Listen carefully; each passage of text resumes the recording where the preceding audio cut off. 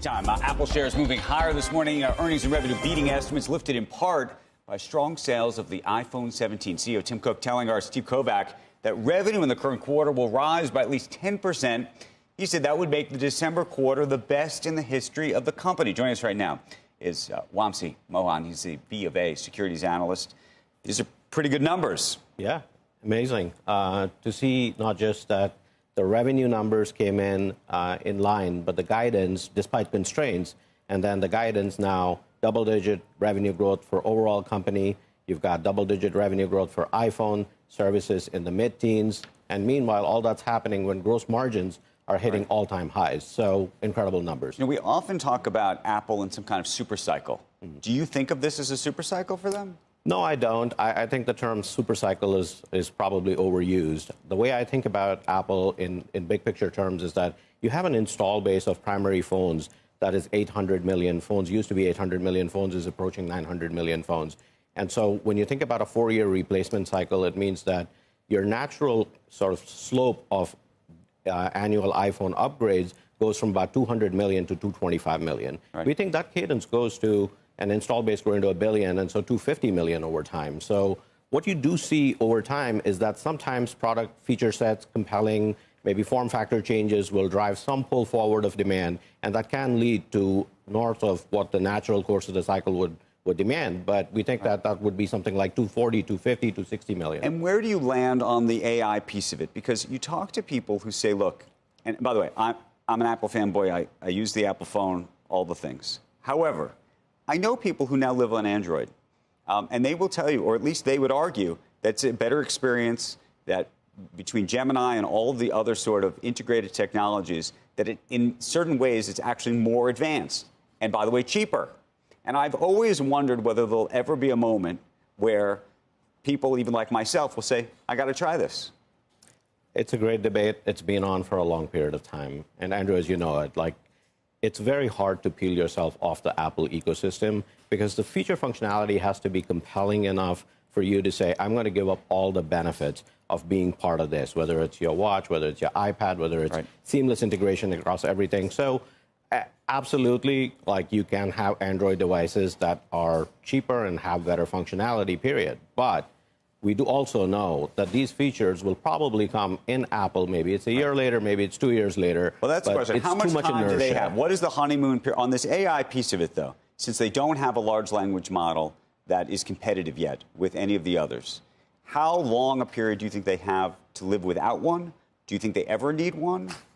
Yeah, it's a good question. I think that period of time actually is quite large. If they were to extend this out for 3 or 4 years, I think people would still upgrade.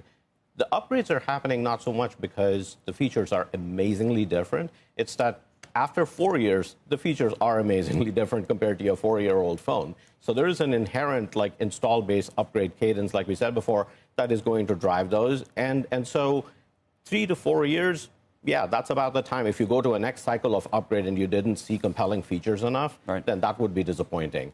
But that's a long runway. Now, at the same time, I would also argue that Apple is not sitting still in AI. We do expect them to develop, partly with maybe Google, Gemini on-device models, also developing Gemini on Apple silicon that they can run within their own data centers. So there's a lot going on behind the scenes. We're pretty optimistic that within the next 12 months, we are going to see a much better AI-enabled Siri. An M&A question. This is a company that's done very little M&A. Beats is, of course, the most famous example. Right. We're in a moment right now where it appears that Warner Brothers Discovery is at least prepared or willing, potentially, to sell just the streaming and studio business and to separate the other stuff. Is that a compelling opportunity for an Apple to bid for that? Yeah, I think that, Apple has been very, very focused on building out its libraries. It's done it organically so far. But when you look at the rate and pace at which they're trying to grow services, I think that bolstering a library with excellent content is an amazing idea for them. And for Apple, that is generating the amount of cash flow that it is generating, if it makes it a priority within its sort of, hey, well, how are we going to deploy capital? they could absolutely do something like What that. would the share? At any price? Yeah, what would be the price, and what would shareholders say if they did this? Look, I mean, it's hard to speculate on sort of where the pricing would be, but I think what Apple is very disciplined, right? Like, and you've seen this time and time again. People have called on them to do lots and lots and lots of M&A. It's not because of lack of capital. It's because of the focus and the discipline that they do have.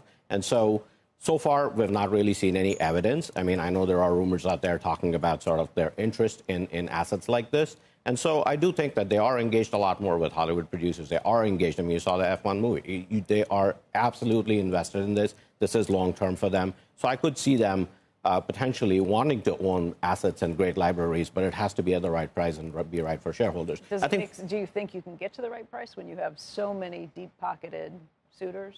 Yeah, and I think this is where the discipline kicks in, right? Like, this is a management team that has shown time and again that they are going to do right by shareholders. And so from that perspective, I think they're going to be very, very disciplined as they approach this. And that's the thing that shareholders really care about here, right? You've got a company that is generating and trying to get to net cash neutral since the last 6 years or 7 years, stated goal, and we haven't gotten there yet. We're still at $35 billion in net cash. High quality problem. You're probably going to increase your net cash generation every year from here forward. And so it's actually hard to get back to a net cash neutral situation. They could go to net debt, and so support like continued buybacks as well, which has been a huge priority for them.